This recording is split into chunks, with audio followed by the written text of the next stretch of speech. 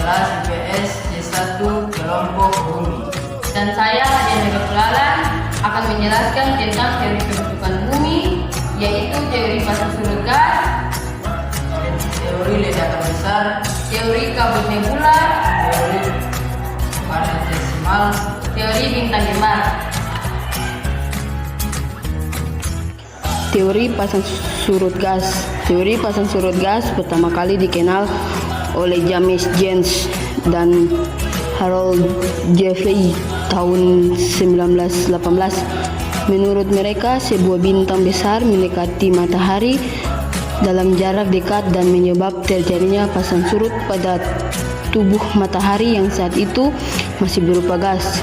Saat bintang tersebut mendekat, akan terbentuk gelombang raksasa pada tubuh matahari yang disebabkan oleh gaya tarik bintang. Gelombang tersebut mencapai ketinggian yang luar biasa dan menjauh dari inti matahari menuju bintang tersebut. Gelombang yang membentuk lidah pijar akan mengalami perapatan gas hingga terpecah menjadi planet-planet. Yang kedua, teori ledakan besar. Teori ledakan besar atau Big Bang mungkin menjadi salah satu yang paling terkenal. Teori ini menyebutkan bahwa bumi terbentuk selama puluhan miliar tahun. Mulanya terdapat gumpalan kabut raksasa yang terputar pada porosnya. Putaran tersebut menyebabkan bagian-bagian kecil dan ringan dari kabut terlempar keluar dan berkumpul membentuk cakram raksasa. Di satu waktu, gumpalan kabut raksasa itu meledak membentuk galaksi dan nebula-nebula. Selama kurang lebih 4,6 miliar tahun, nebula-nebula tersebut membeku dan membentuk galaksi Bima Sakti yang di dalamnya terdapat tata surya. Bagian ringan yang terlempar keluar di awal mengalami kondensasi hingga membentuk gumpalan yang mendingin dan memadat menjadi planet-planet termasuk bumi. Teori kabut nebula. Teori pembentukan bumi yang selanjutnya dinamakan dengan teori kabut nebula. Teori ini dikemukakan oleh Immanuel Kant di tahun 1755 yang kemudian disempurnakan oleh Pieter de Cleyp di tahun 1796.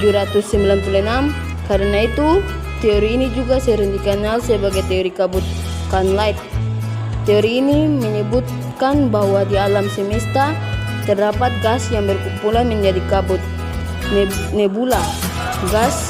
Gaya tarik-menarik antar gas membentuk perputaran ini mengakibatkan materi. Keempat, yaitu teori planetesimal. Di awal abad ke-20, seorang ahli astronomi Amerika, Forrest Ray Moulton, beserta ahli geologi Thomas C. Chamberlain mengemukakan teori planetesimal. Teori ini menyebutkan bahwa matahari tersusun dari gas yang bermassa besar. Pada satu titik, bintang lain yang berukuran hampir sama melintas dekat dengan matahari sehingga hampir menjadi tabrakan. Akibatnya, gas dan materi ringan di bagian tepi matahari dan bintang tersebut menjadi tertarik. Materi yang terlempar mulai menyusut dan membentuk gumpalan-gumpalan yang dinamakan dengan planetesimal. Planetesimal tersebut mendingin dan memadat hingga akhirnya menjadi planet-planet yang mengelilingi matahari. Yang kelima, teori bintang kembar. Teori pembentukan bumi yang terakhir dikenal dengan sebutan teori bintang kembar. Teori ini dicetuskan oleh ahli astronomi Raymond Arthur Layton. Menurutnya, Galaksi merupakan kombinasi dari bintang kembar.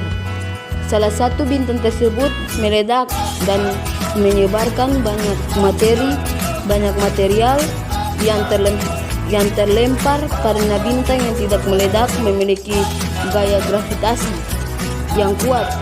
Sebaran pecahan ledakan bintang lainnya mengelilingi bintang tersebut. Bintang yang tidak meledak kemudian dikenal dengan matahari, sementara pecah-pecahnya adalah planet yang mengelilinginya.